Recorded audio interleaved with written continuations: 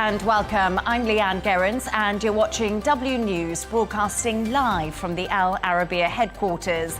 These are our top stories. A controversial new aid distribution group backed by the US and Israel has begun working in Gaza.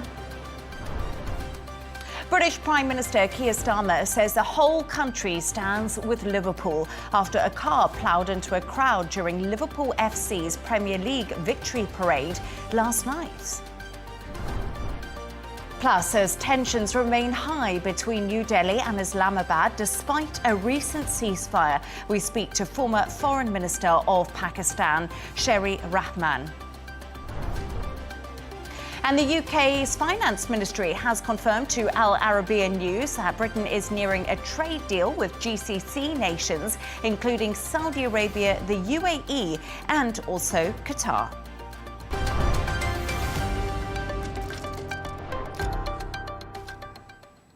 To our top story. A controversial new aid distribution group backed by the US and Israel has begun working in Gaza. The Gaza Humanitarian Foundation says lorry loads of food have been delivered to secure sites.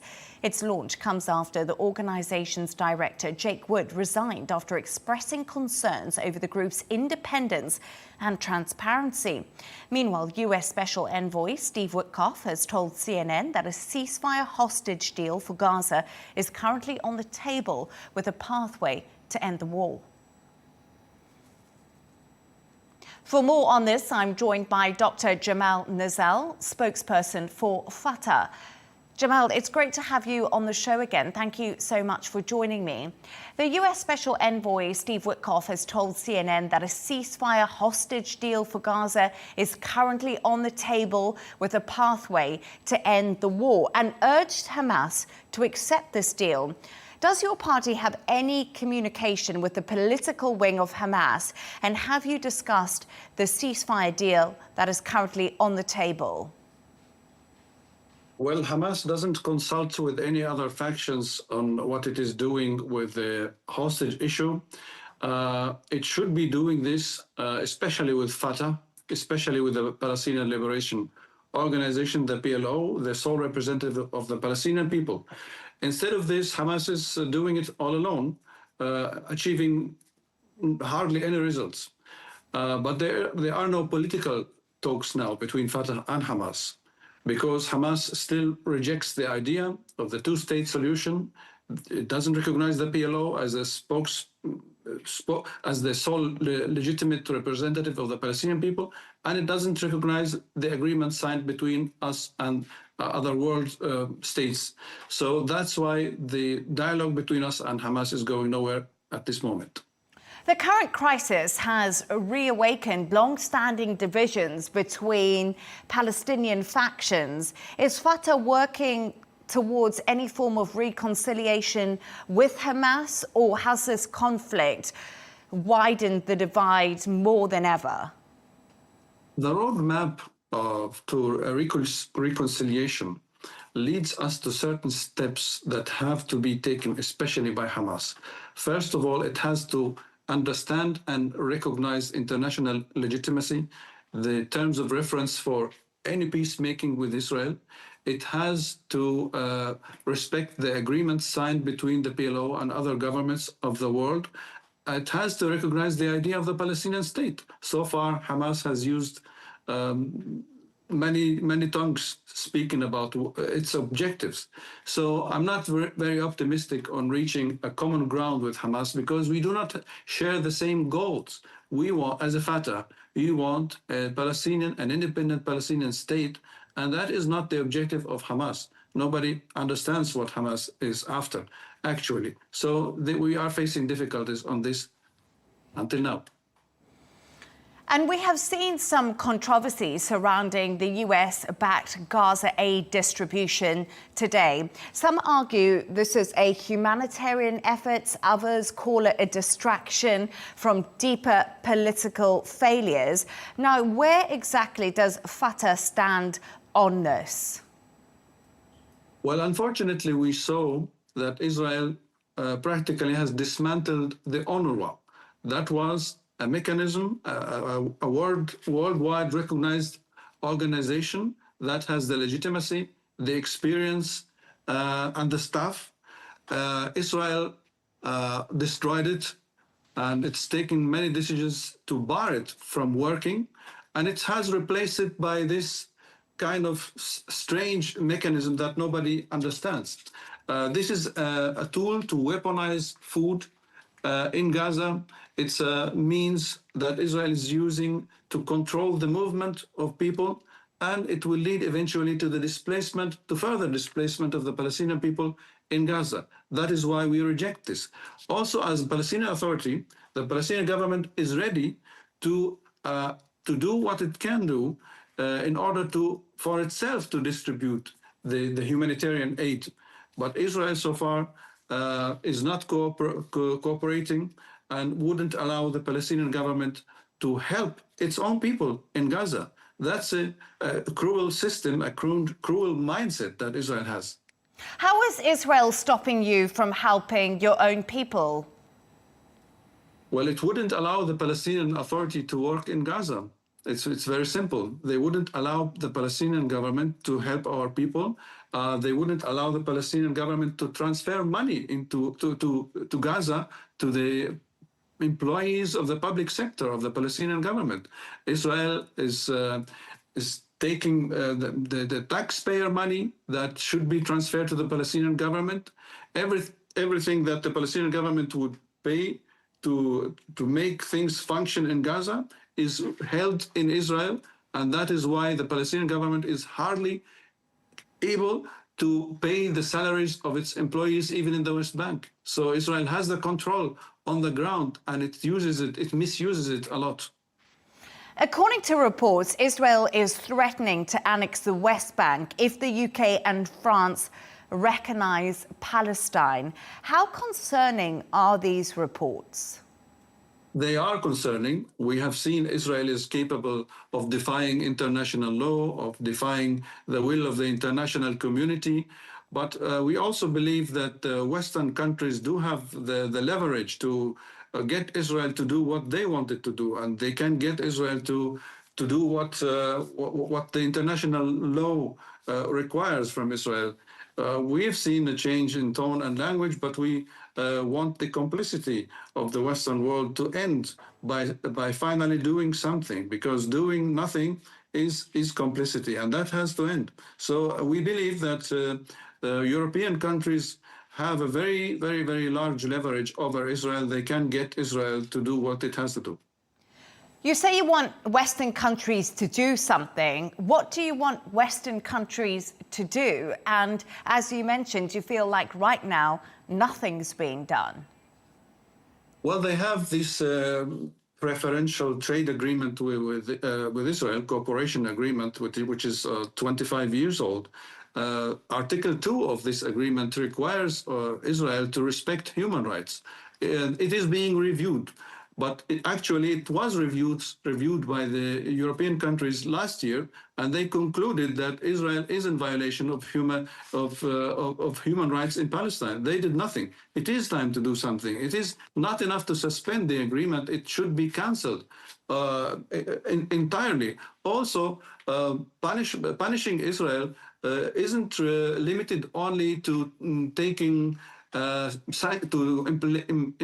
to placing sanctions against Israel. Also, the Europeans can delegitimize what Israel is doing. It's not enough for the Europeans to distance themselves verbally from what Israel is doing. They can clearly say that they are committed to the decision of the ICJ and the ICC. They should state clearly that they would be able to arrest any individual who is wanted by the International Criminal Court in The Hague. So on the level of delegitimizing what Israel is doing, they can do a lot. And there are concerns Israel may aim to create a security buffer in Gaza long term. Do you view this as a form of de facto annexation? Everything Israel is doing has the footprint of a new colonial project. Israel wants to colonize Gaza. And that requires for Israel to destroy everything and everybody in Gaza. If Israel is allowed to carry on with its plan, it would kill everybody. Were it not for the international pressure on Israel, we would see even more horrific scenes than we have seen. And what we have seen so far could be the start of what Israel wants to do, because Israeli politicians have a genocidal language. They use a genocidal language. They have a criminal mindset. Everybody is watching this, and the Western world has the responsibility to stop them. They can. The buffer zone is a means of Israel to control more land, trying to evict Palestinians and killing them, making them starve to death. People are looking for food in the rubbish. So what we're seeing is very dangerous. I think it's a new law of humanity that we are seeing in Gaza now. Dr. Jamal Nazzal, spokesperson for Fatah, thank you for joining me on the show again. Appreciate your thoughts and insights. Thank you.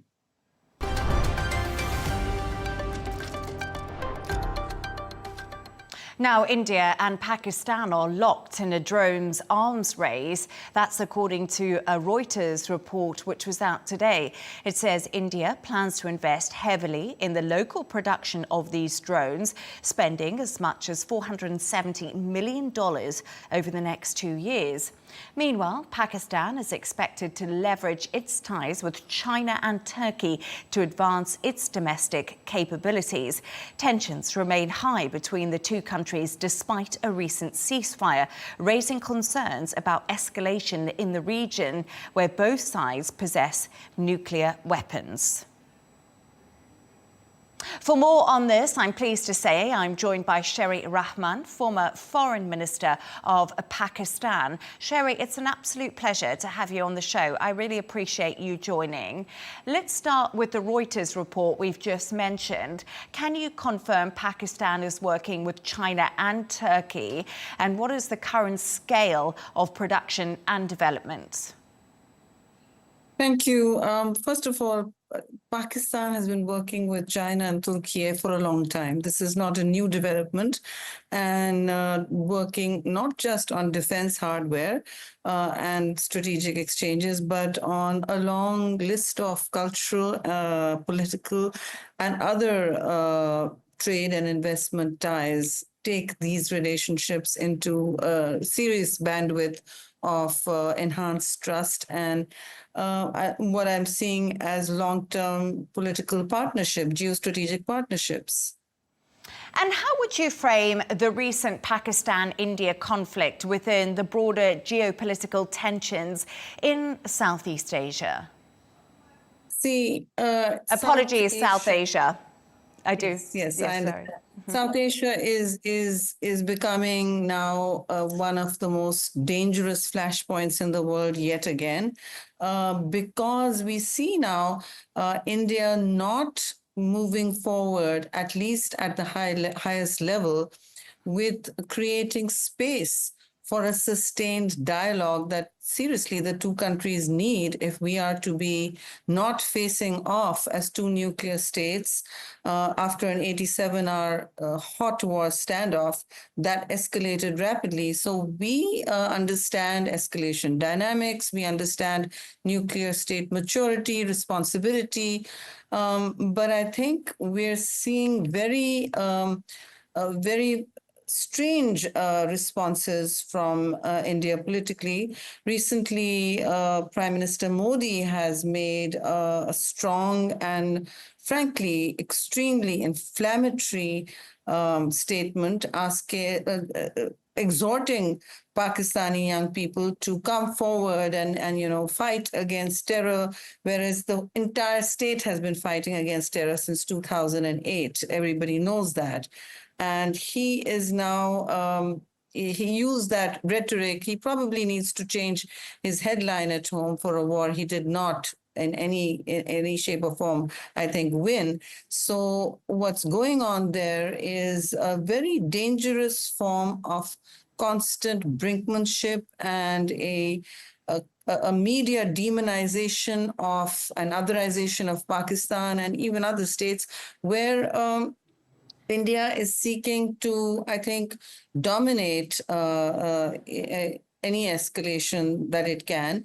It is also seeking to impose, in my view, a very dangerous crisis mechanism, crisis period in the region, which keeps it on a perpetual boil, almost like perpetual war. So the rhetoric is constantly framing it as a recurring crisis, whereas really Pakistan feels that pathways forward should be found between two responsible nuclear states. But India's behavior is not that. Modi just said Pakistan should wait for his bullet in a huge orchestrated rally. And that is not statesmanship or a state looking for responsible actions, for building structured dialogue, which is what Pakistan is seeking.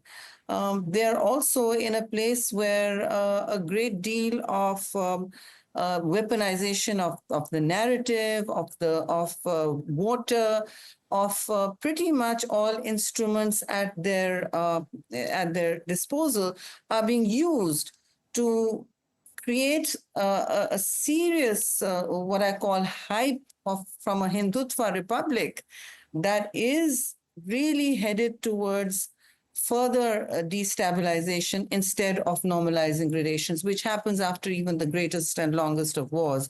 But India's behavior right now looks to me like an investment in perpetual crisis, perpetual war. And that is not going to help a fragile ceasefire while we seek avenues for regional stabilization. So, Sherry, you've said some really good points there, and you've made it clear that you are extremely concerned. You've said it's a dangerous flashpoint at the moment, and it could turn out into a potential war. How concerned are you that if this escalates, other countries could possibly get involved? At every point, Pakistan has offered transparency, neutrality, and even joint mechanisms for working together. We see terrorism as a regional problem, and we see it as something that all of us should work. We've been allies of several NATO countries for the longest war next door in Afghanistan, and frankly, we have done the heavy lift on that particular encounter. Here, I mean, India's drift towards the unthinkable moment is frankly dangerous because they seem to be no longer investing as a state in responsible or structured dialogues to normalize or stabilize the region, which is obviously essential. The ceasefire remains fragile because there is a constant, instead of forensic evidence shared, there are media trials, and those continue as a form of now policy that has become their foreign policy within and outside the state. So it is worrying that this level of shall we say, constant escalation and crisis escalation is becoming the new abnormal for this government. I mean, you cannot keep this level of war hysteria going between two nuclear states. It is not a new normal, as Modi said. It's entirely a new abnormal, and it cannot hold. It just cannot, because then you have escalation without any risk reduction mechanisms, without any sustained protocols. Right now, only DGMOs are talking, are the only form of communication between the two states.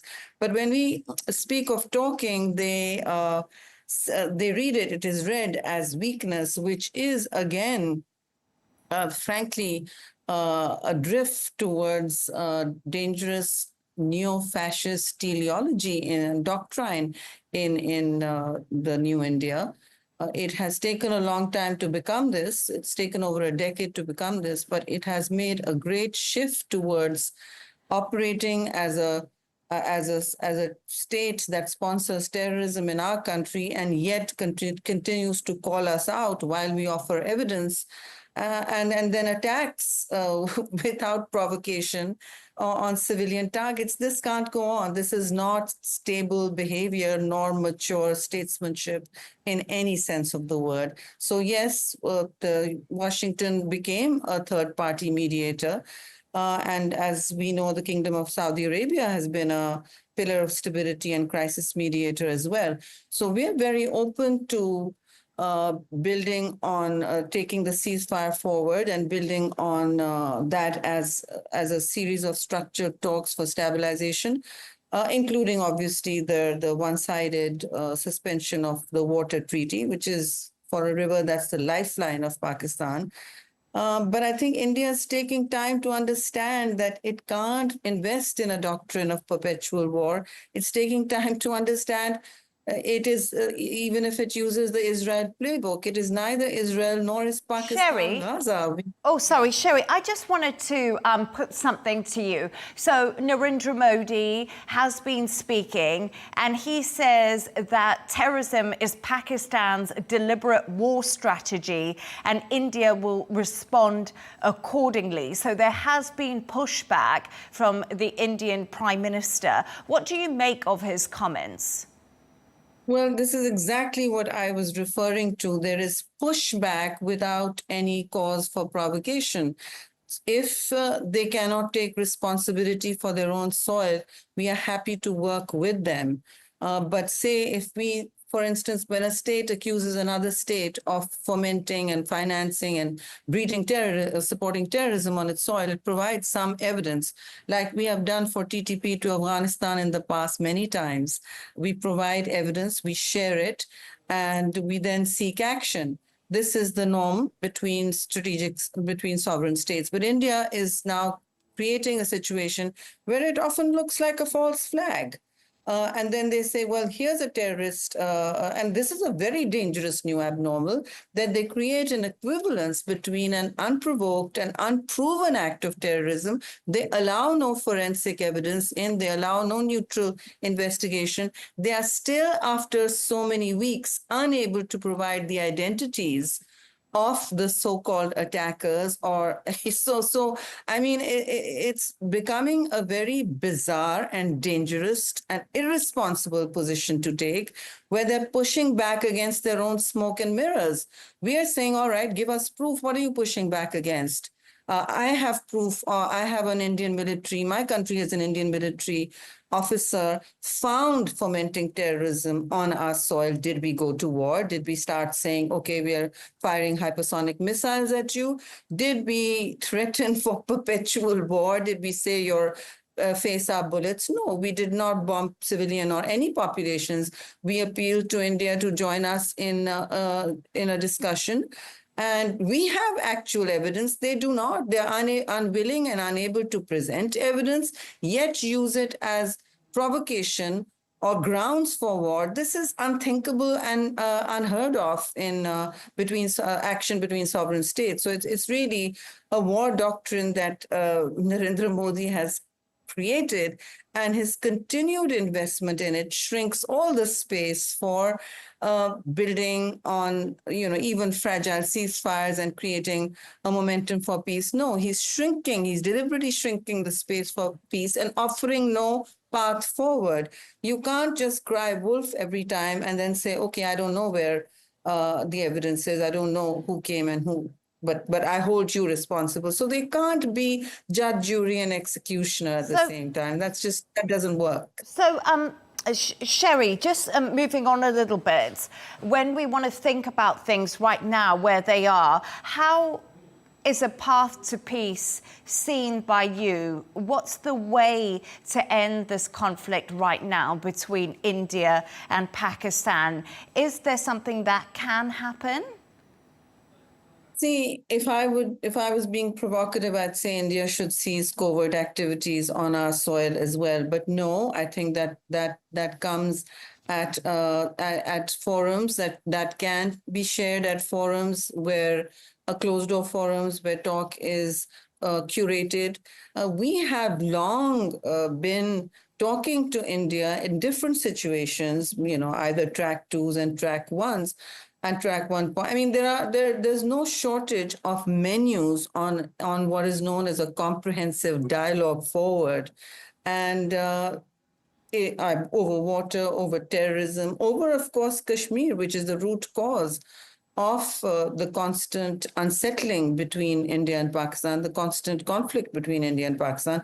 But they seem unwilling, certainly not unable, but unwilling to invest in a peace process, in a rational going forward. We are happy to build channels of communication. We have been happy constantly to build longer investments in trade and reopening diplomacy and cultural ties and obviously water, climate discussions as well, because these are countries that are on the front line of climate crises in the world as we see it. Some of the hottest countries and some of the most polluted cities and the most polluted aquifers. I mean, India shares a huge water basin with us, the Indus water basin. The basin is bigger than the size of England. And it's the most depleted aquifer. And India is the largest miner of groundwater in the world. But they seem unwilling to hold rational discussions on the costs of perpetual conflict.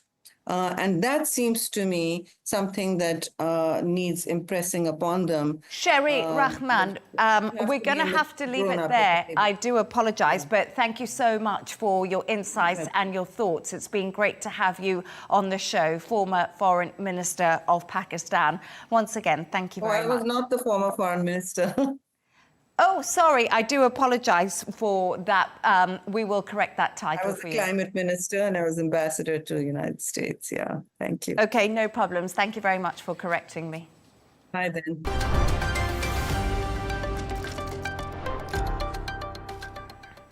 The UK's Finance Ministry has confirmed to Ellerby News that Britain is nearing a trade deal with the Gulf Cooperation Council nations, including Saudi Arabia, the UAE and Qatar. Chancellor Rachel Reeves said the Gulf Agreement would be the government's next deal after reaching trade pacts with India, the US and the EU. In an interview with Ellerby News, senior correspondent Karina Camel, London's Lord Mayor Alistair King explained what a potential trade deal would mean for the British economy. Take a listen.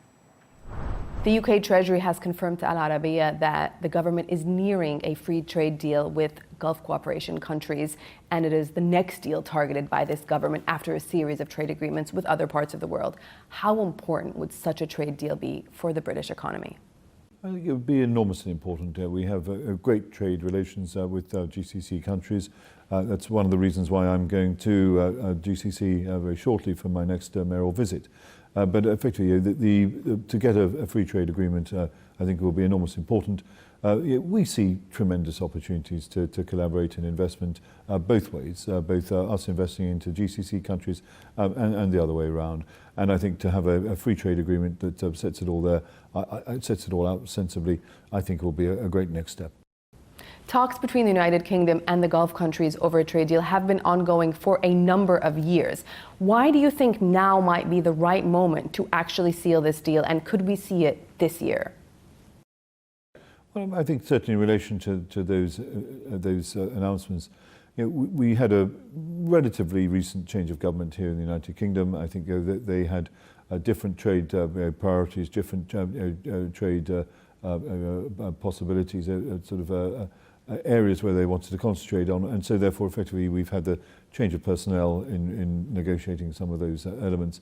Plus I think also that we're seeing extraordinary dislocate, or not, sort of rewiring of global trade that's gone on over the course of the last few months, and therefore I think it's important that we get some things like the free trade agreement between the GCC and the United Kingdom absolutely rock solid to provide a platform for business then to go off and develop from. And in the ongoing trade discussions, can you give us a sense what sectors will be the focus of a potential trade agreement between the Gulf and the United Kingdom? Well, the sectors I have a great interest in are obviously financial professional services, plus also legal services and maritime. And we're hopeful that there'll be a good services element to the free trade agreement, and certainly the indications look hopeful that there'll be some movement on those fronts. So you're expecting this potential trade deal to include services as well as goods? That's right. We certainly hope to have a service element to it, but I think there are good opportunities. Those are the areas that I have a specialism in. But the areas you've talked about are particularly important as well. And just looking at the wider relationship between the United Kingdom and Saudi Arabia, how important is that relationship for the British economy? And the important thing is that during the course of my term, this will be my second visit to Saudi Arabia. I have a third one planned for later in the year around the time of FII. And that's unprecedented for the Lord Mayor to go to any single country sort of 3 times. And so therefore I think it's just a commitment to the relationship that we're building with Saudi Arabia.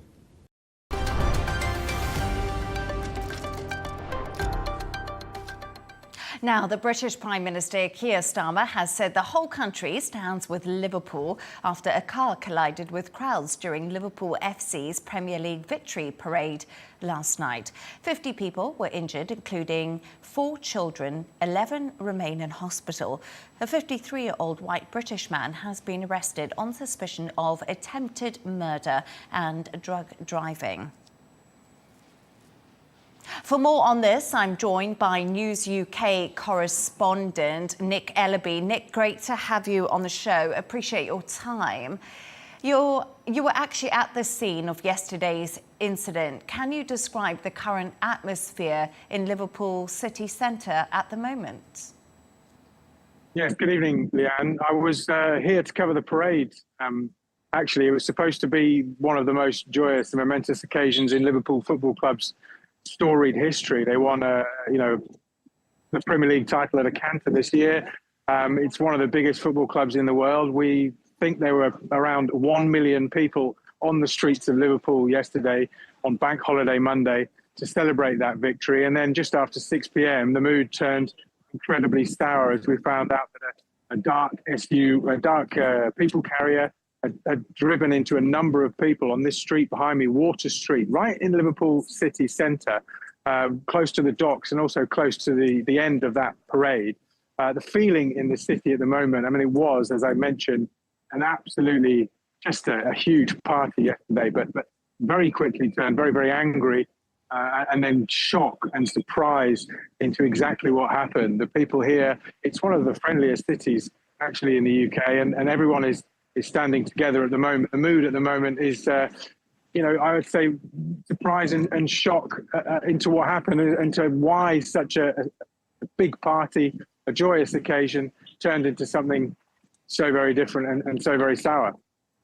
Yes, indeed, Nick. Those scenes were extremely distressing. But what details have emerged about the incident since it occurred? And what is the latest information from the police and also the emergency services? So we've just had an update this afternoon on, first of all, the man who was arrested, as you say, a 53-year-old white British man from the Merseyside area. The police were very quick to release information about his ethnicity, presumably learning from recent events where we've had a vacuum of information about attacks like this in the street. And what happens then is you get people speculating as to who carried out these attacks and why. In this case, they were very quick. I mean, I don't think I've ever seen the police release that kind of information about an attack so quickly. We know that the police have now been given an extra 24 hours to question him. He's the only person that's been detained. They're not looking for anybody else in relation to this incident. He's been arrested on suspicion of attempted murder, of dangerous driving, and also driving under the influence of drugs. We're expecting a charge probably tomorrow at this stage. And then in terms of the people injured, we know that at least 65 people, Leigh-Ann, were injured here on Water Street yesterday. 50 people went to hospital with those injuries, 4 different hospitals around Liverpool. We know that 4 children were among those injured, and fire crews told us that they arrived on the scene 4 minutes after the incident. They heard about the incident to find 4 people under a car. One of those people was a child. Now we know only 11 are still in hospital, and we're told, thankfully, that they are on the mend and recovering, and all of them in a stable condition. So we're waiting for some charges really on that man who continues to be questioned by police.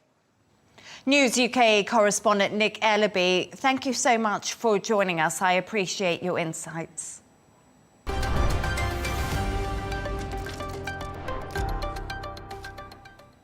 Now, the world's biggest crypto event gets underway in Las Vegas today. The Bitcoin 2025 conference will bring over 30,000 people to the city for 3 days of talk, tech, and also trading. Key speakers will include US Vice President J.D. Vance and the tech billionaire Michael Saylor, who will weigh in on Bitcoin's future. For more on this, I'm happy to say I'm joined by Professor of Applied Economics, Steve Hanke. Steve, it's really great to have you back on the show again. Thanks for joining me. So as I mentioned, the world's largest Bitcoin event begins tonight in Las Vegas. The cryptocurrency hit a new all-time high last week, so went over $111,000. Steve, is Bitcoin becoming the new untraditional safe haven for investors in today's macro environment? Well, Leigh-Ann, great to be with you. One thing I would like to mention is that I actually am a professor of applied economics at the great Johns Hopkins University in Baltimore. But with that, to answer your question, the answer is no. You can see the hype around this thing is now reaching a crescendo. We have, as you say, the Vice President of the United States who's going to be attending and promoting, of all things, a cryptocurrency conference that's suitably located, by the way, the conference in Las Vegas. Vegas is a gambling center of the United States. So they got the location right. I think it's simply inappropriate for the vice president, or for that matter, the president has been also screaming at the top of rooftops about how wonderful crypto is, and his family has been making millions, if not billions, off the promotion. So these people the president shouldn't be running Trump Enterprises or running the United States as if it's Trump Enterprises. That I think is really a problem. Not only just in terms of the optics, but also the substance of things. And I just wanted to mention one thing to you. Crypto is becoming more and more popular. We see people investing in it. Why do you personally think that the US government involvement, like J.D. Vance and also Donald Trump, is something that's not noteworthy? Because crypto is gaining a lot of power, really, if you have a look at it. Well, it is gaining, because look at who's promoting the thing. You have the president of the most powerful country in the world spending a lot of time promoting crypto and sending his vice president out to a conference to promote crypto, and sending his crypto czar out to the conference. So it is notable, actually, and it's highly unusual, by the way. This is not a typical kind of thing. Particularly when the family of the president is directly involved with this thing, and other members, for example, Steve Witkoff, which is his main foreign policy emissary, as you know, in not only the Middle East, but the Ukraine right now, and other places. His son is in the game big time. Witkoff's son. So this kind of thing, as I say, the optics are not that great from my point of view. Now, people are investing in it, but the investments, by the way, the big problem is it's a little bit like sucking up with a vacuum cleaner a lot of savings to go into fine art and things like that don't produce anything. I mean, they're just speculations. A bank is something different. A bank does what? A bank makes loans to bankable projects, and those bankable projects are collateral for those loans. And why do the banks, just out of thin air, create credit and finance those bankable projects? Because they think the bankable projects will generate a surplus and be able to pay off the loan. Steve Hanke, we're going to have to leave it there, but thank you so much for your thoughts on the Las Vegas crypto conference that does get underway. Much appreciated. You're welcome, Leigh-Ann. Thank you.